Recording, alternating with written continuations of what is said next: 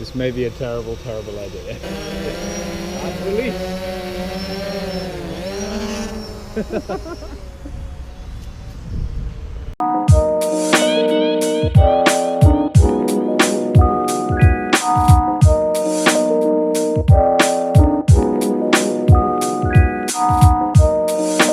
Yep, I know, I've been a bit bad.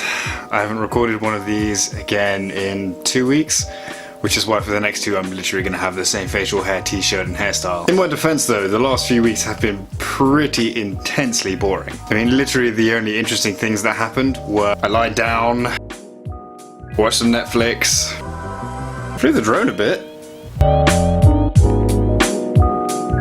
and looked after my cousins for like a day or two. Even that was actually pretty strenuous.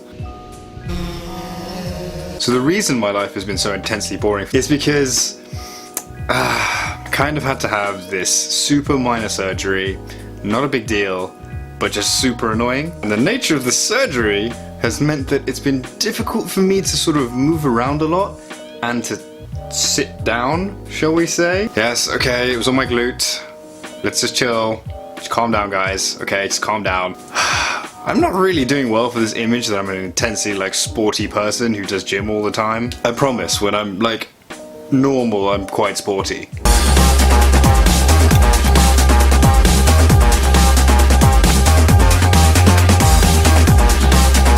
But yeah, these last 2 weeks have given me an opportunity to sort of like think about stuff way too much and also catch up on basically every series of Star Trek. Engage. I'm cool, I promise. I'm actually a cool person who does sports. But yeah, this last few weeks I've been able to sort of like think about why I do things the way I do. And I realized that if this kind of thing happens to me, and I've had a few surgeries over the last few years, and they sort of like totally knocked me out, as in I've just been stuck in a bed, not being able to do anything for a good long while. And on top of the fact that usually when I'm ill I just refuse to shave and grow this ridiculous Taliban beard, it also sort of changed my perspective a little bit. Because I think this is one of the reasons I go out so much. I know it's weird for someone who doesn't really drink to go out like 4 times a week throughout the whole of uni, but I just, for a start, I really like the music. But also, it's one of those things that because I spend, you know, X amount of time ill and in bed and not able to do anything, when I can do anything, I want to be out there and, you know, as cliche as this sounds, living life to the fullest.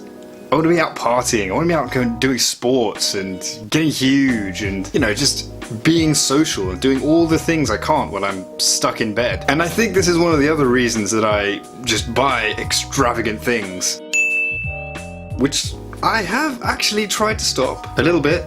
I mean, I did only buy 2 things, just give me a break, alright? But yeah, I think it all sort of ties together, and it makes me realize that I go out and I do things and I can be quite impulsive because I have the breathing room and the sort of health to be able to go out and do that stuff.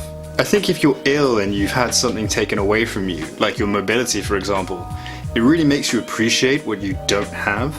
I think this is one of the reasons that I always say awesome and epic, because in comparison to like lying in a bed and watching Star Trek, although Star Trek is pretty epic, going around and doing stuff and partying and seeing friends and being social is just so much better. Slight segue though. I didn't really know how to like fit this in, but while I was ill, I was looking after my cousins.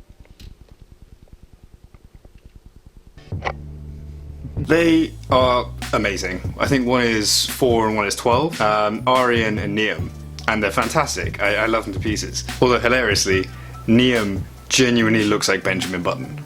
Like he's a baby. He's like a 2-year-old who looks like a 45-year-old man. Genuinely, it's the most hilarious thing. And even funnier than that, he drives like a 40-year-old man. Wow, 60-year-old man really. Well, 80-year-old man. Because obviously they come around my house and they love playing my Xbox. And being the, you know, great older cousin that I am, I let them play GTA. My psychotic best friend shows up out of nowhere. Nobody tells me what I want! To torture me over mistakes I made over a decade ago. We're gonna move quick, and we're gonna keep cool. My job, my score, get your own! You are alone, you pathetic psycho! psychopath!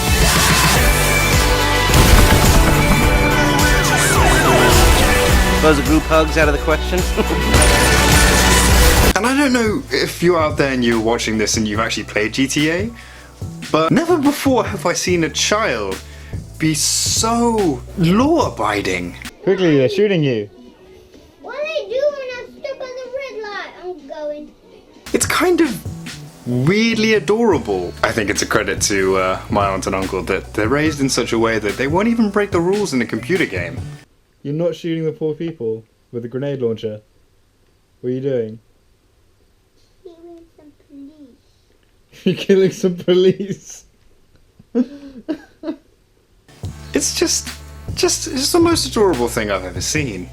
But yeah, while I'm ill as well, I think I realized that having a good support system around you is definitely something that really helps in your recovery. And, you know, shout out to Will for just being a fantastic human being every time I'm ill. I mean, literally, I think the last time I was ill, I was knocked out for 3 months or so. And, you know, he signed into Netflix on my Xbox, which is, you know, fun, and helped me get through a really terrible time.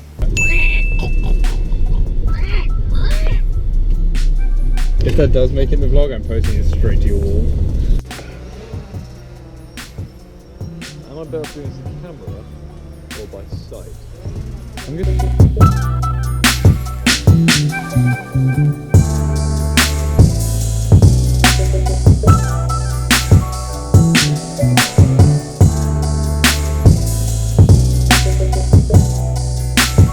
But yeah, I think having that kind of support structure around you, of like friends who are willing to come and see you, is really, you know, it really helps. Especially if they bring cupcakes. Yes, I'm looking at you, Julia and Chris. Is what I say to that. However, being ill and sort of unable to do anything does sort of have knock-on effects later on. Like when you're just about okay, because this happens literally every time, I swear to God. Every time I'm okay after being ill for a little bit, I just go fucking crazy and do something totally stupid. But that's for the next video. God, I'm such a tease.